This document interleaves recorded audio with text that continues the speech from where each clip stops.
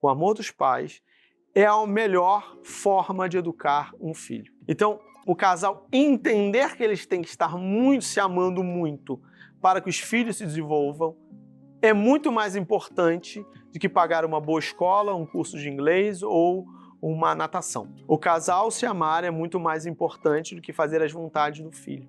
Quando isso acontece, a educação deles se acerta.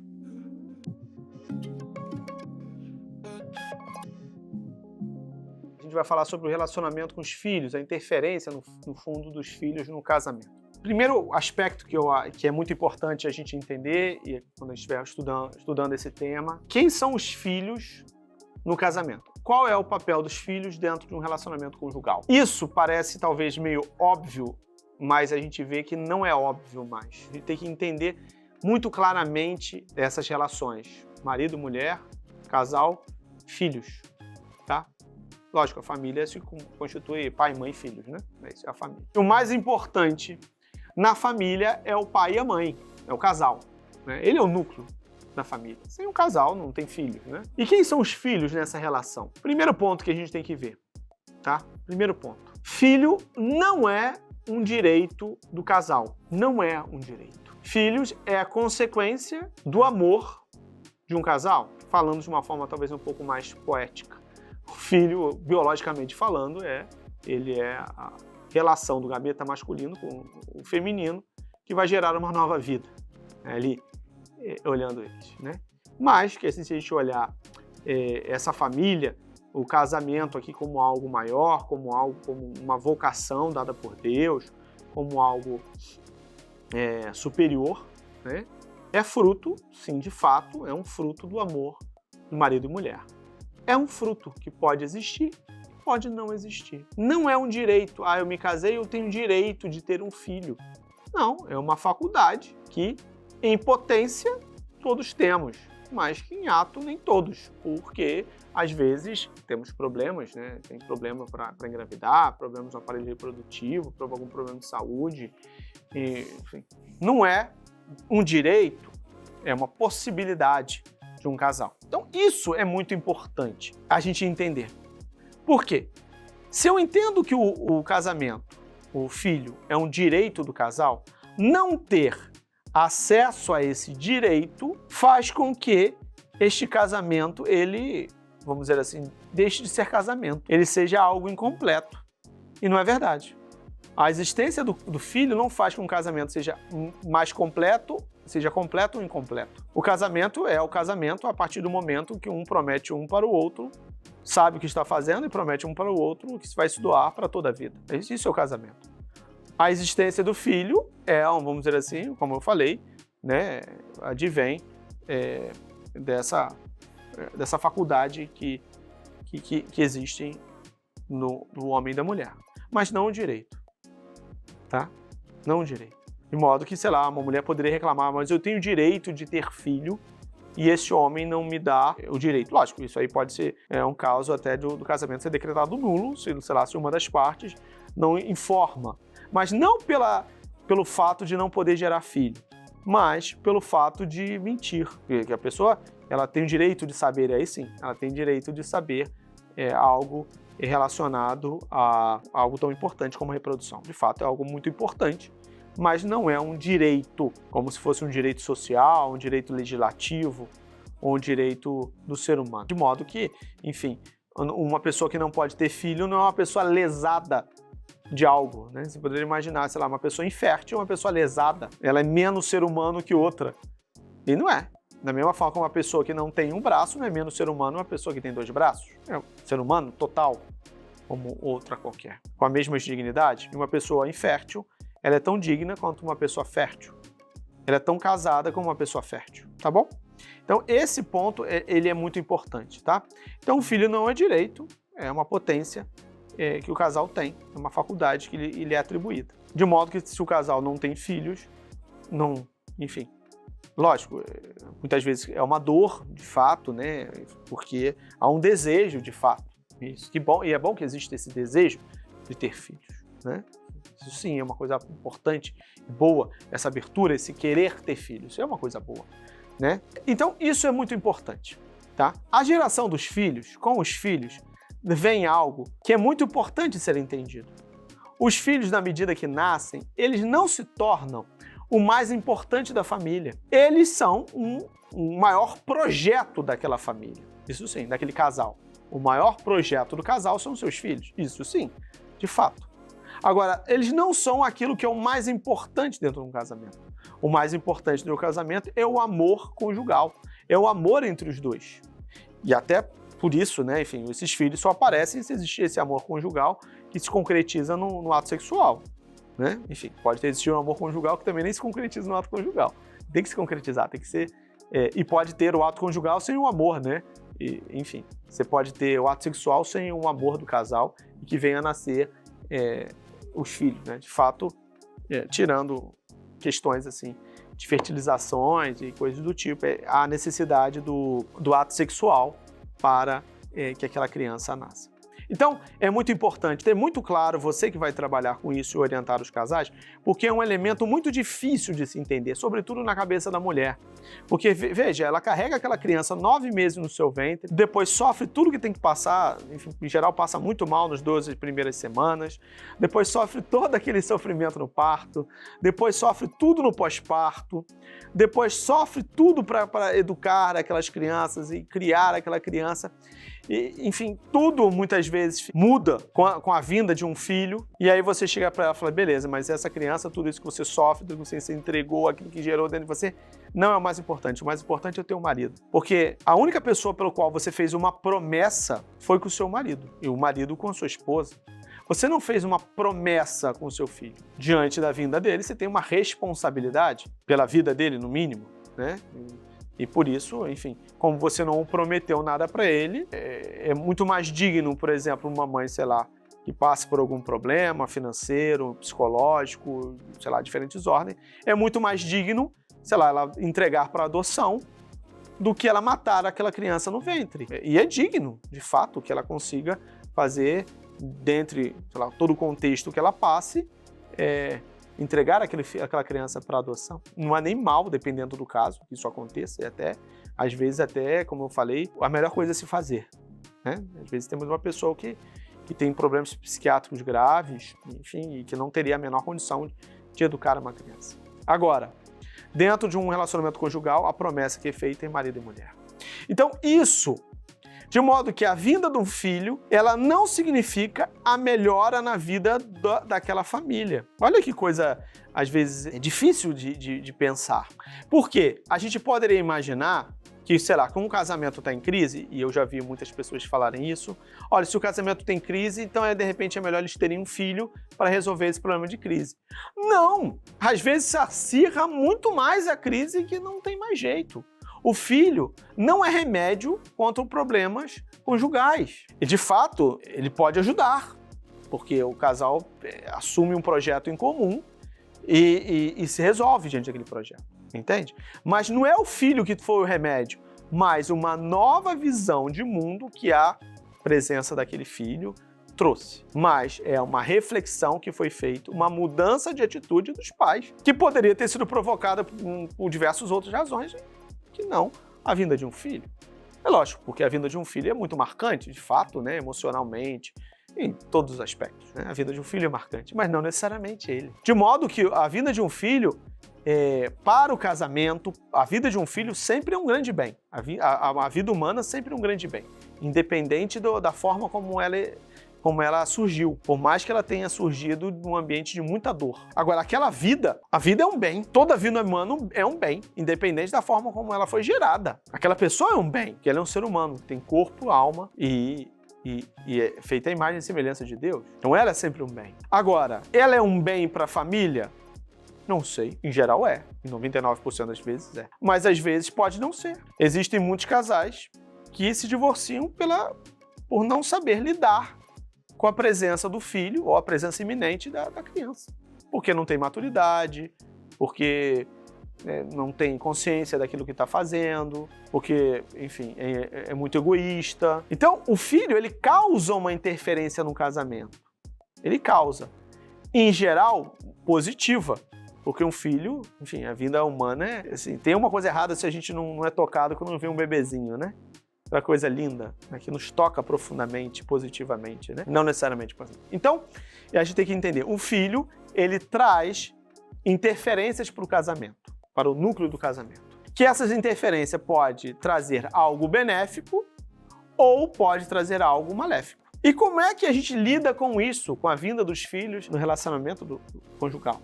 Ora, se o casamento conjugal ele é constituído, se o casamento ele é constituído bem na sua preparação, se aquele casamento é bem constituído antes, se sabe exatamente o que vai acontecer, os desafios, os principais desafios que esperam. Se o casal vai se amadurecendo com o tempo. Se o casal é unido, a presença dos filhos, em geral, vai gerar muitos benefícios para aquele casamento. De fato, a presença de um filho, em geral, melhora a vida do casal. E enfim, é muito bom que tenha muitos filhos, para que melhore cada vez mais. E a fertilidade, a fertilidade do casal, a fertilidade da geração de filhos do casal, aqui não a fertilidade espiritual que eu estou dizendo, mas a fertilidade do casal cresce e faz com que eles cresçam como casal, pelos desafios que isso também impõe. Em geral, isso traz mais. O casal pode ser atrapalhado por ele. Então é inegável. Entendemos que a vinda de um filho não é um direito, que a vinda de um filho interfere na vida conjugal, né? Você vai ter que ter ali, enfim, vai mexer na biologia da mulher, vai mexer na parte física da mulher, vai mexer na parte psicológica dos dois, vai mexer com o tempo, a utilização do tempo dos dois, e tempo hoje é uma coisa escassa, vai mexer com a parte financeira do casal, vai mexer com a parte do espaço, a utilização do espaço, né? Enfim, à medida que os filhos vêm, o tamanho do local onde se vive, ele pode se tornar um problema, o espaço ali, né? Enfim, um encontro constante das pessoas ali pode vir a gerar um problema, né? Então, a vinda dos filhos gera desafios novos.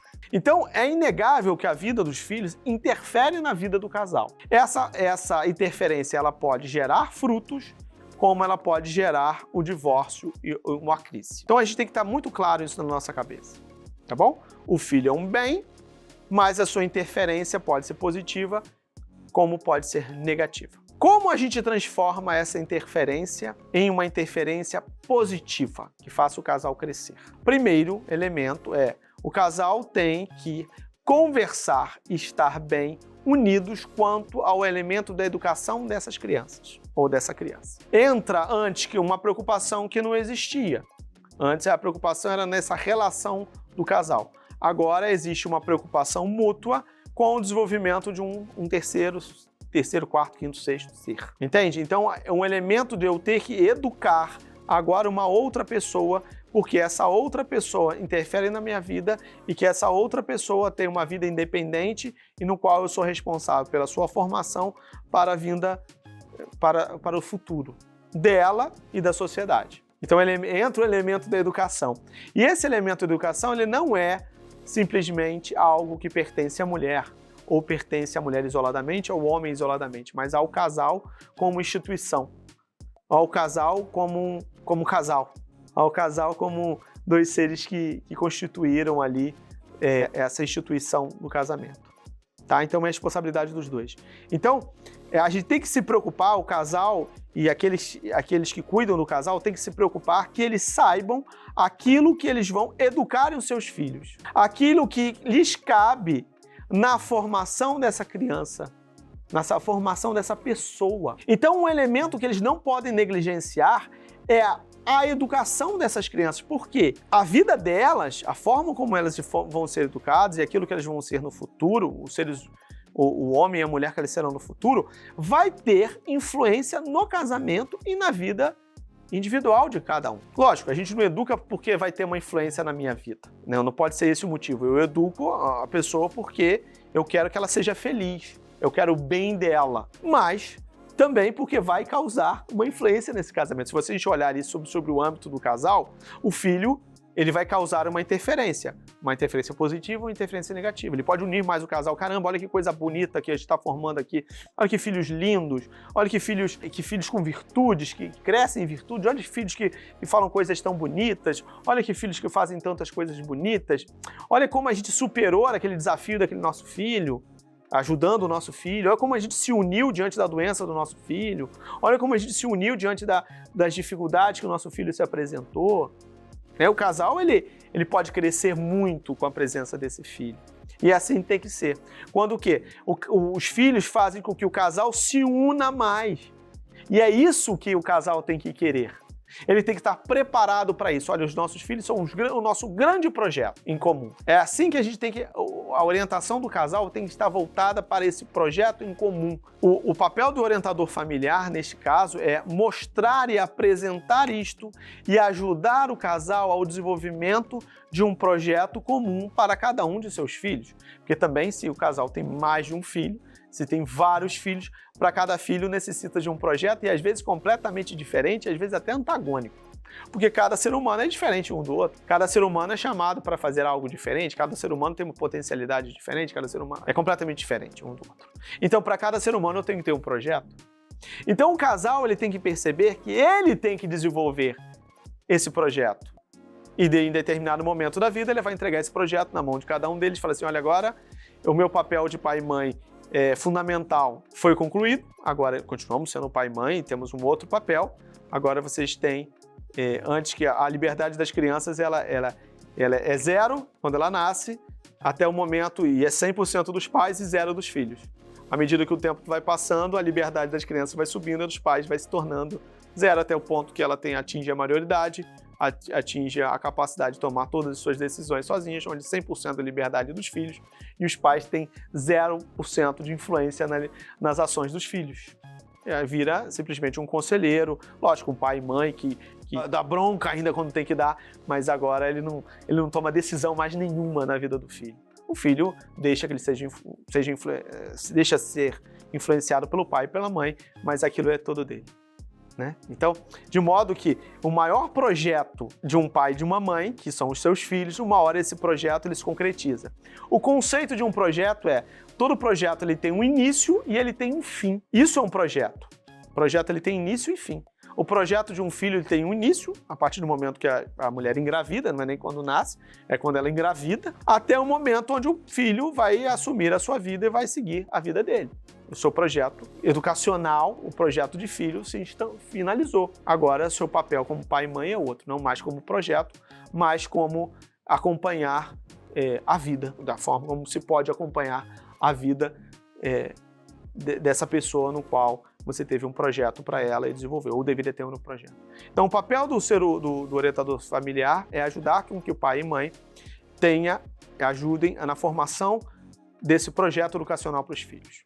O segundo ponto é a forma como o casal se blinda aos próprios filhos. Veja, o filho é um bem, o filho é o maior projeto da vida do casal, o filho é lindo, o filho é maravilhoso, mas ele pode trazer um problema na vida conjugal dos filhos quando os filhos se tornam os reizinhos da casa, quando eles se tornam a razão de ser da vida desse casal, individualmente, como ele se torna ali. E aí se torna um problema. E aí começam os conflitos, inclusive, porque se para o pai o filho é a coisa mais importante, ele vai, e para a mãe o filho é a coisa mais importante, o importante é que o filho tenha aquelas características, aquela formação, aquilo que eu acho que é importante. Porque para mim, aquele filho é a coisa mais importante do mundo.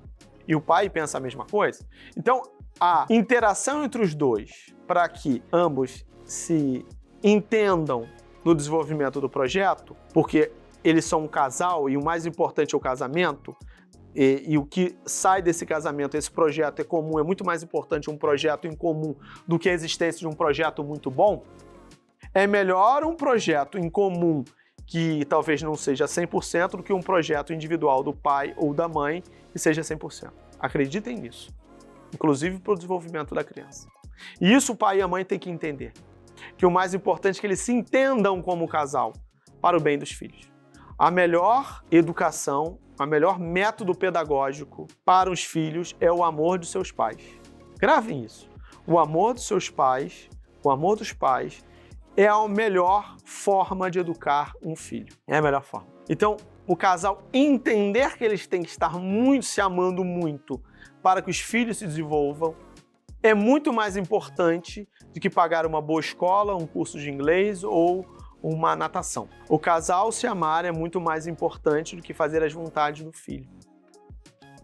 Quando isso acontece, a educação deles se acerta, quando o casal está bem unido. Por quê? Porque eles estão blindados contra a interferência. E o filho sabe, olha, nos dois eu não posso mexer. Eu não consigo fazer jogo com os dois. Eu consigo, sei lá, manipular os dois às vezes até. Os dois em conjunto. Mas isoladamente eu não consigo.